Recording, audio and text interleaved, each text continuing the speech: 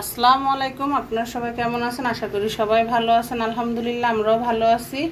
আজকে আমি নেহারি রান্না করব, তো সেই কারণে গরুর পায়া নিয়ে আসছি।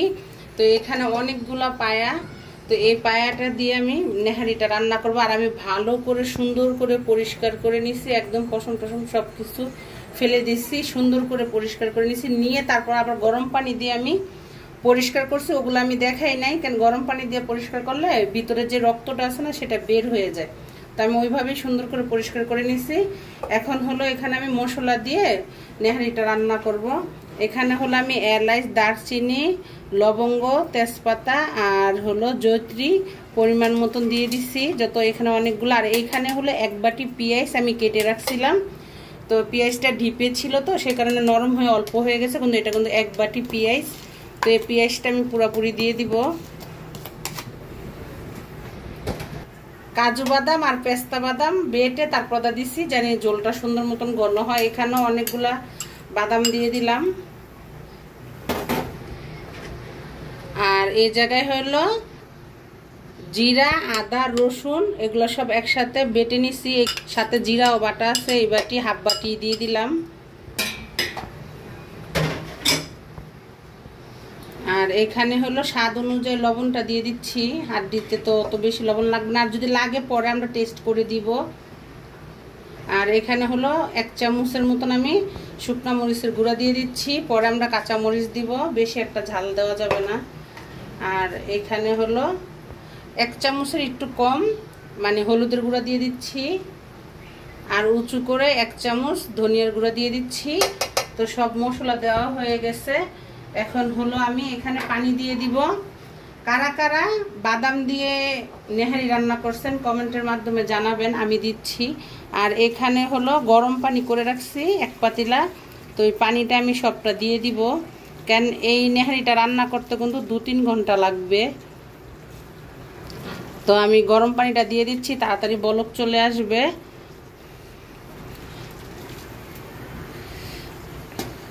একদম ভরে ভরে দিয়ে দিলাম পানি। তো এটা সুন্দর করে আমি বলক আসলে ঢাকনা দিয়ে ঢেকে দিব। আর হলো চুলার আঁচটাও আমি কমাই দিব। আগে হলো আমি এটা চুলার জালটা ভাড়াই দিয়ে দিছি, বলক আসা পর্যন্ত অপেক্ষা করব। আর এখানে কিন্তু আমি তেল দিই নাই, আমি পরে তেল দিয়ে রসুন দিয়ে বাগার দিব। তো সেই কারণে এখন আর তেল দিলাম না। আর তেলটা সুন্দর মতন নেহারির থেকে উঠবে। আর যদি হাড্ডি সিদ্ধ না হয় 2-3 ঘন্টায়, যত আমি আস্তে করে চুলার জাল দিয়ে রান্না করব, প্রয়োজন পড়লে আমি আবার পানি দিব। তবে পানি দেওয়ার সময় আপনাদেরকে দেখাবো, যদি লাগে, আর না লাগলে আমি দিব না পানি। তো আমি এখানে গরম পানিটাই দিলাম, আর একটু পানি দিয়ে দিচ্ছি। এখনই কিন্তু ঝোলটা কি সুন্দর ঘন হয়ে গেছে, মানে বাদাম দেওয়ার কারণে। তো কাজু বাদাম আর পেস্তা বাদাম দিয়ে কারা কারা নেহারি রান্না করছেন এটা একটু কমেন্টের মাধ্যমে জানায়েন, তো আমি রান্না করছি। তো ঠিক আছে, বলক আসা পর্যন্ত অপেক্ষা করব। এই তো নেহারিটা কিন্তু বলক চলে আসছে। তো এখন হলো আমি চুলার আঁচটা একটু কমাই দিব, না হলে কিন্তু ঝোলটা শুকায় যাবে, আর হলো হাড্ডিটা সিদ্ধ হবে না। তো হাড্ডিটা যেন সুন্দর মতন সিদ্ধ হয়, তো সেই কারণে চুলার আঁচটা কমাই দিব।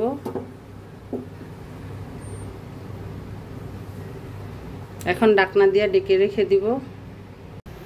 এই তো নেহারিটা কিন্তু আমি 3 ঘন্টা পরে আসলাম নেহারিতে নাড়া দেওয়ার জন্য, কেন নাড়াও দেওয়া লাগতেছিল না, মানে যত চুলার আঁচটা আমি কমাই দিছি। 3 ঘন্টায় যত আমি পানি এই পর্যন্ত দিছি, 3 ঘন্টায় কিন্তু অল্প একটু পানি কমছে। তো মাংসটা অনেকটাই সিদ্ধ হয়ে গেছে, কিন্তু আরো সিদ্ধ করতে হবে। নেহারির হাড্ডি এটা তো একদম নরম হতে হবে, তবে কিছু কিছু হাড্ডির থেকে মানে রগগুলো ছুটে গেছে, এই যে বড় বড় হাড়ের থেকে রগগুলো ছুটে গেছে, তার মানে সুন্দর মতন সিদ্ধ হয়েছে। তো আমি আরো পানিও ঝোলটাও কমাবো, আর হলো নেহারিটা আর একটু সিদ্ধ করব। তো আরো মনে হয় আমার 1 ঘন্টার মতন সময় লাগতে পারে। তো এই পর্যায়ে এসে আমি কিছু কাঁচামরিচ দিয়ে দিব। আর লবণটা আমি চেক করে নিছি, লবণটা ঠিক আছে। আর যত আমি তেল দিই নেই, কিন্তু এই নেহারির থেকে কিন্তু তেল উঠছে, তারপর তো আমি বাগার দিব, তখন তো তেল যাবেই। আর এই পর্যায়ে কিন্তু আমি একটু তেঁতুল দিয়ে দিব। এখানে হলো আমি তেঁতুলটা ভিজাই রাখছি, এই যে তেঁতুলটা ভিজাই রাখছি, এই তেঁতুলটা চিপে এটা রসটা দিয়ে দিব, তাহলে নেহারিটা একটু টক টক লাগবে, খেতেও ভালো লাগবে। তো এখন হলো আমি এটা চিপড়ায় এই বিচিগুলা ফেলে দিব, উপরের ময়লাটাও ফেলে দিব, ছেঁকে শুধু পানিটা দিয়ে দিব। তো আমি 4 পিসের মতন তেঁতুল নিয়ে নিয়েছিলাম, এই যে শুকনা তেঁতুল, মানে পাকা তেঁতুলটা 4 পিস নিয়ে ভিজায়া তারপরে এই রসটা করে নিছি, যেরকম ঘন হয়েছে। আর যত এখানে আমার নেহারির পরিমাণ বেশি, তো সেই কারণে আমি তেঁতুলের পরিমাণটাও বেশি দিছি। তো এখন আমি তেঁতুলের কাঠটা দিয়ে দিচ্ছি, একটু টক টক লাগবে, ভালো লাগবে খেতে। আর নেহারিটা আমি আরও 1 ঘন্টার মতন রান্না করব। আর এই পর্যায়ে কিন্তু আমি কাঁচামরিচটাও দিয়ে দিছি, সুন্দর কাঁচামরিচের ফ্লেভারটা আসবে। আর এখন আমি আরেকটা চুলায় বাগারের জন্য কড়াই বসাবো, তাহলে বাগারটা দিয়ে আমি 1 ঘন্টা রান্না করব। বাগারের পুরো ফ্লেভারটাই কিন্তু নেহারিতে ঢুকবে। একটা কড়াই বসাই দিছি, এই যে কড়াইতে তেল দিয়ে দিচ্ছি, একদমই পরিমাণে কম দিব, যত নেহারিতে তেল উঠছে তো সেই কারণে তেলের পরিমাণটা কমিয়ে দিলাম। তো কড়াইটা হলো গরম হয়ে গেছে। এখন আমি এখানে ফোড়নের জন্য 4-5টা শুকনো মরিচ দিয়ে দিচ্ছি। আর এখানে হলো 4টা পেঁয়াজ গোল গোল করে কেটে দিচ্ছি, পেঁয়াজটা বেরেস্তা করে নিব। আর এখানে হলো আমি 5টা রসুনের কোয়া দিয়ে দিচ্ছি, এটাও একটু লম্বা লম্বা করে কেটে নিচ্ছি। তো এইগুলো হলো আমি সুন্দর করে একটু ভাজা ভাজা করে নিব, লাল লাল করে নিব। এই তো পেঁয়াজটা কিন্তু বেরেস্তা হয়ে গেছে, এখন হলো আমি বাগারটা দিয়ে দিচ্ছি। আর অল্প একটু পেঁয়াজ রেখে দিব গার্নিশের জন্য। আর এই পেঁয়াজটা পুরাটাই এই যে নেহারিতে দিয়ে দিচ্ছি।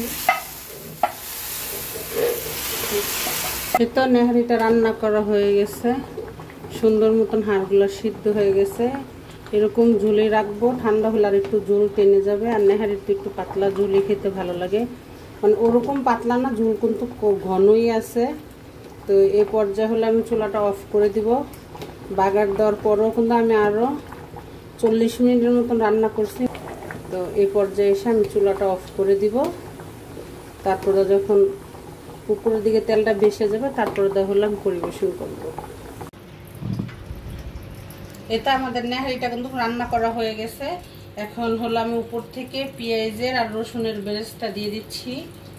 আর হলো লম্বা করে আমি আদা কুচি দিয়ে দিচ্ছি। আর উপর থেকে একটু ধনিয়া পাতা দিয়ে দিচ্ছি, দেখতেও সুন্দর লাগবে, ফ্লেভারটাও সুন্দর আসবে। তো এইভাবে এখন ঈদের সিজন, কুরবানি ঈদের সিজনের সময় সবার বাড়িতে নেহারির হাড়গুলো আছে, বেশি দিন ফ্রিজে রাখলে অত টেস্ট লাগে না। তো একটু তাড়াতাড়ি করে খেলে এই টেস্টটা ভালো থাকে।